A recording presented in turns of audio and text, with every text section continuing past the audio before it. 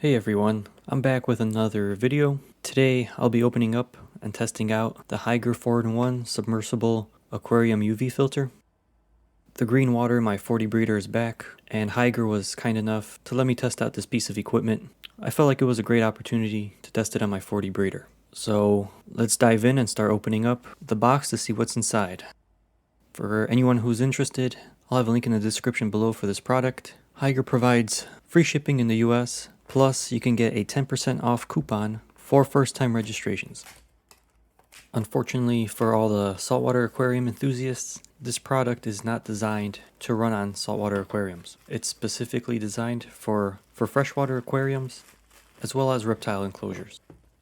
Hygger also provided me a handful of tips when using this product. If you use it for a long, consecutive period, it will remove nitrifying bacteria out of the fish tank, which is something most of us don't want to do. So it's recommended to turn the UV filter on for 1 hour every 2 to 3 days to help maintain the water quality of the fish tank and to help inhibit the growth of algae. In the case of my green water fish tank, Hygger did recommend that I run the UV filter for 4 hours a day, keep it on a 4-hour schedule daily for a week, and then resume short-term use after the water clears up. So this video is documenting that process. I have the UV filter scheduled to run for 4 hours a day for about a week. Later in the video, I will show you what my aquarium looked like before and what it looks like now. Now let's go more in depth into each part of the UV filter. Back here you have 3 spots for suction cups, which you could attach later. The UV filter does have a timer where you could choose how many hours you want it running, depending on what your goal is. At the top, you have this little knob that you could turn to adjust the flow rate. Water will flow from the bottom of this canister, make its way through the light, and then reach the top and get expelled back into the fish tank. You can also turn and remove this top piece to expose the impeller that moves the water around. Then you just have to line it back up to reattach it. To get to the bulb that creates the UV light, you'll want to open up each segment and then you can see the light inside. I do not recommend turning the light on while the bulb is visible because UV light is terrible for our eyes. Inside each segment, as you can see, there's sponges to help prevent debris from flowing through, and it's nice because it adds an additional bit of filtration into your aquarium. If you want to close it back up, you just put each segment on, twist it, and it should lock in place. From what I'm seeing so far, this equipment is pretty sturdy. The housing itself seems like it's built quite well. There's a handful of different outputs you could use for this UV filter. I'm likely going to use a spray bar. It'll give a more dispersed way of getting water back into my aquarium. It's up to you to decide what piece works best for you. And before we move on, don't forget to attach the suction cups to stick this UV filter onto the glass.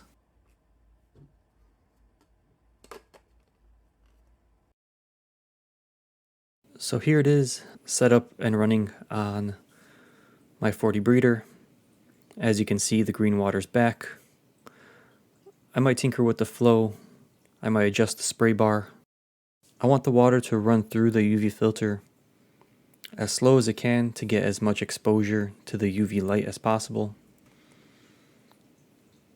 Depending on what your goals are with the UV filter, you might want water to flow faster or slower. It just depends on your aquarium's needs.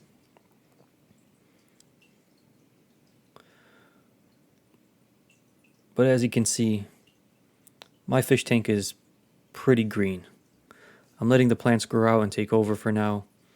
I'm not in a rush to get this thing perfect, but once I get the phytoplankton situation under control, I'll really start fine-tuning my aquascaping, and I'll try to get my fish tank to the point where I'm satisfied.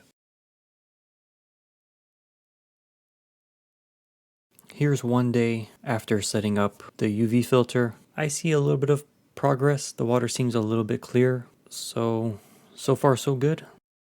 It's only been 1 day. The filter's only been running for about 4 hours in total, so we'll see where it goes in the next couple of days.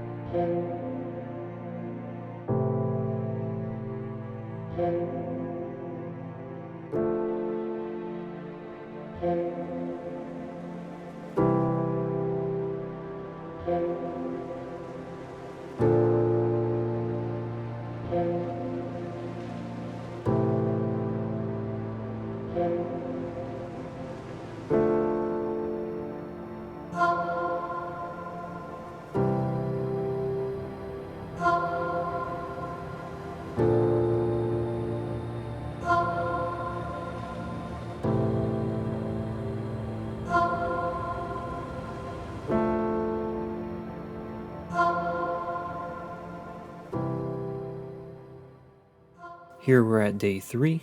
Besides the fish that are always hungry, not too much has changed. I feel like there's a little bit more clarity in the water. But like I said, I'm giving this about a week and we'll see how it looks.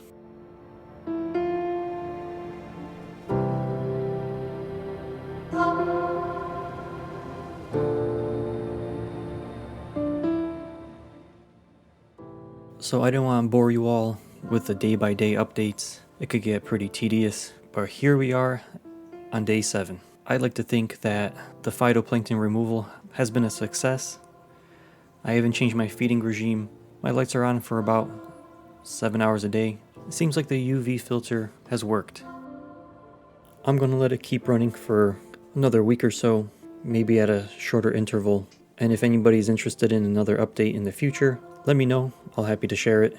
I'm excited and happy about the results so far. Again, if you're looking for a UV filter, so far I thoroughly enjoy the Hygger UV filter, and I suggest you give it a try too. It's fairly cheap for what it is and what it does, and as of right now, it seems like a sturdy piece of equipment. Anyway, if this video helped you, please consider liking and subscribing to the channel. I'm going to continue to try to provide equipment, information, aquarium setups, terrarium setups, and stuff like that, so you can follow along by liking and subscribing. If you have an experience with the Hygger UV filter, don't hesitate to comment below and let me know how the filter worked for you. Otherwise, I'll see you next time. Thanks for stopping by.